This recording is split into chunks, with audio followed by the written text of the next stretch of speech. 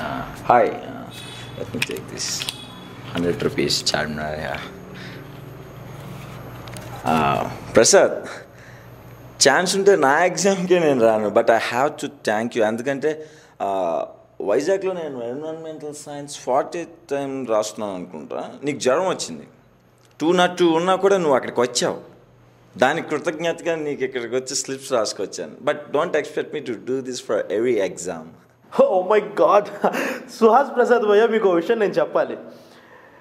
Environmental science is my favourite subject. అసలు ఆ టైంలో మీరు నన్ను పిలవటం it's my old age, sorry privilege. ఆ టైంలో మీ మెంటాలిటీ, మీరు మాకు చూపించిన హాస్పిటాలిటీ, మీ మందులో ఉన్న క్వాలిటీ, ఫ్రెండ్షిప్లో మీకున్న ఈక్వాలిటీ, ఇవన్నీ నాకు చాలా ముచ్చటేసాయి.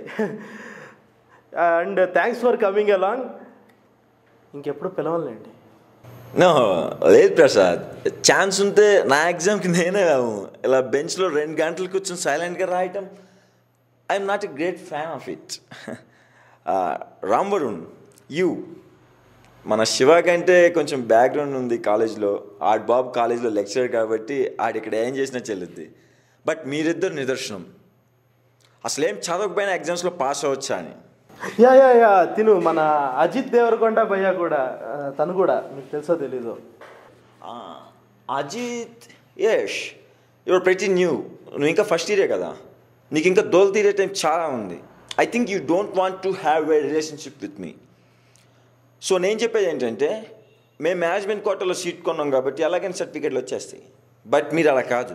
ఎంసెట్లో 1,00,000 ర్యాంక్ వచ్చినా కూడా వచ్చిన బ్రాంచ్ నేను నమ్ముకుని కూర్చున్నారు. Hats off. అండ్ మీరు M1 సప్లీలో లెక్చర్ని కొట్టారంట. And then I was like damn bro, ఈ ఎగ్జామ్ నీకు ఎలాగో దోపిద్ది. సప్లీకి మళ్ళీ నేను వస్తా తప్పకుండా.